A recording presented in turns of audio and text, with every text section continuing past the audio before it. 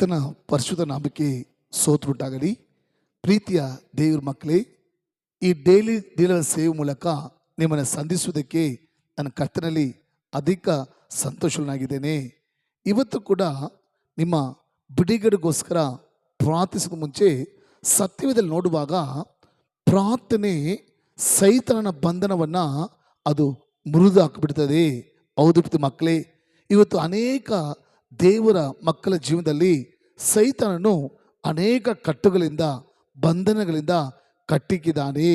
ಯಾವುದೇ ಕಾರ್ಯವನ್ನು ಮಾಡಿದರೂ ಕೂಡ ಕಾರ್ಯಗಳು ಸಫಲವಾಗ್ತಾ ಇಲ್ಲ, ಜಯವಾಗ್ತಾ ಇಲ್ಲ, ಅದರಲ್ಲಿ ಒಂದು ಆಶೀರ್ವಾದವನ್ನು ನೋಡೋಕ್ಕಾಗ್ತಿಲ್ಲ.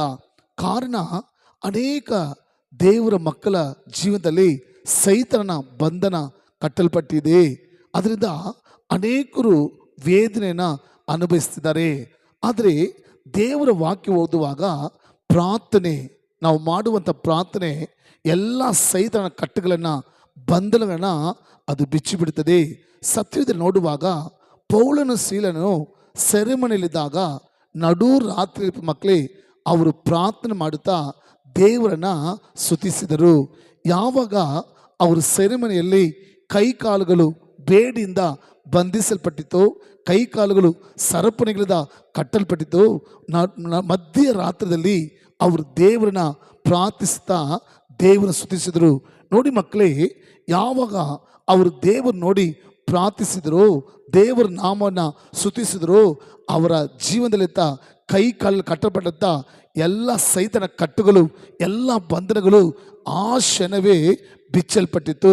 ಆದ್ದರಿಂದ ಪ್ರೀತಿಯ ಸಹೋದರ, ಪ್ರೀತಿಯ ಸಹೋದರಿ, ಇವತ್ತು ನೀವು ಮಾಡುವ ಪ್ರಾರ್ಥನೆ ನಿಮ್ಮ ಜೀವಿತದಲ್ಲಿ, ನಿಮ್ಮ ಶರೀರದಲ್ಲಿ, ನಿಮ್ಮ ಕುಟುಂಬದಲ್ಲಿರುವಂಥ ಎಲ್ಲ ಸೈತನ ಕಟ್ಟುಗಳನ್ನು, ಸೈತನ ಬಂಧನ ದೇವರು ನಿಮ್ಮ ಪ್ರಾರ್ಥನೆ ಕೇಳಿ ಈಗಲೇ ಎಲ್ಲದರಿಂದ ಒಂದು ಬಿಡುಗಡೆ ಕೊಡ್ತಾರೆ. ಪ್ರಾರ್ಥಿಸೋಣವಾ? ಪ್ರೀತಿಯ ಪರಲೋಕ ತಂದೆಯೇ, ನಮ್ಮ ಕರ್ತನಾದ ಯೇಸುವೆ, ಇದು ಈ ಡೈಲಿ ದಿವಸ ಮೂಲಕ ನಿಮ್ಮ ವಾಕ್ಯವನ್ನು ಕೇಳಿ ಪ್ರಾರ್ಥಿಸ್ತಿರುವ ಒಬ್ಬೊಬ್ಬರ ಜೀವನದಲ್ಲಿರುವಂಥ ಎಲ್ಲ ಸೈತಾನನ ಕಟ್ಟುಗಳು, ಸೈತಾನನ ಬಂಧನಗಳು ಯೇಸು ಕ್ರಿಸ್ತುವಿನ ನಾಮದಲ್ಲಿ ಬಿಚ್ಚಲ್ಪಡಲಿ ಸ್ವಾಮಿ. ಅದ್ಭುತ ನಡೀಲಪ್ಪ. ಕೆಡುಕಾದ ಸೈತಾನನು ಅನೇಕರ ಸಾಲದಲ್ಲಿ ಕಟ್ಟಿಕ್ಕಿದ್ದಾನೆ, ವ್ಯಾಧಿಯಲ್ಲಿ ಕಟ್ಟಿಕ್ಕಿದ್ದಾನೆ, ಅನೇಕ ದುಃಖ ಕಣ್ಣೀರಲ್ಲಿ ಕಟ್ಟಿಕ್ಕಿದ್ದಾನಪ್ಪ. ಆ ಕಟ್ಟುಗಳು ಈಗ ಪ್ರಾರ್ಥಿಸ್ತಿರುವಾಗಲೇ ಎಲ್ಲ ಕಟ್ಟುಗಳು, ಬಂಧನಗಳು ಯೇಸುವಿನ ನಾಮದಲ್ಲಿ ಬಿಚ್ಚಲ್ಪಡಲಿ ಸ್ವಾಮಿ. ಆ ರೀತಿ ಬಿಚ್ಚಲ್ಪಟ್ಟಿದ್ದಕ್ಕೆ ಸ್ತೋತ್ರ, ನೀನು ಅದ್ಭುತ ಮಾಡಿಬಿದ್ದಕ್ಕೆ ಸ್ತೋತ್ರ. ಎಲ್ಲ ಮಹಿಮೆ ನಿಮ್ಮೊಬ್ಬರಿಗೆ ಸಲ್ಲಿಸ್ತೀನಿ ನಮ್ಮ ಜೀವನ ತಂದೆಯೇ. ಆಮೇನ್. God bless you.